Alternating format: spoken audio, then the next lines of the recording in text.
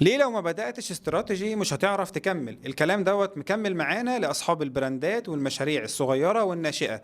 قلنا المرة اللي فاتت إنك أنت مش هتعرف تكمل من غير ما تعمل استراتيجي، وقلت لك ساعتها قوم بسرعة اعمل استراتيجي. طيب جالي سؤال مهم جدا وهو ليه مش هعرف أكمل من غير استراتيجي؟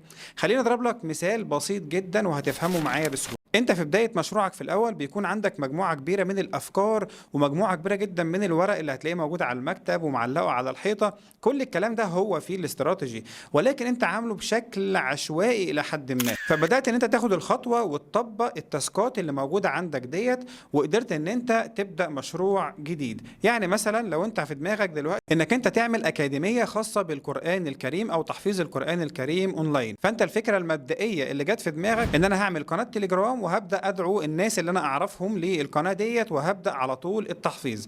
وفعلا خدت خطوات سريعه، فعملت اللوجو وعملت القناه وبدات. على فكره دي حاجات من حاجات الاستراتيجي، ولكن بعد ما بدات بصيت لقيت عندي طلاب وناس بتسال وعندي استفسار وانا مش عارف اكمل ازاي. هو هنا بقى وظيفه الاستراتيجي، ان هي تبدا تسالك شويه اسئله وتعرف انت عايز تروح فين، وتجمع لك الكلام اللي انت قلته في دماغك دوت في بنود واهداف استراتيجيه، ثم تحولها الى اهداف مرحليه واهداف تنفيذيه، ومنها هتطلع بالمهام اليوميه اللي انت تنفذها يوميا عشان توصل للهدف الاستراتيجي بتاعك. ده القصة ببساطة شديدة.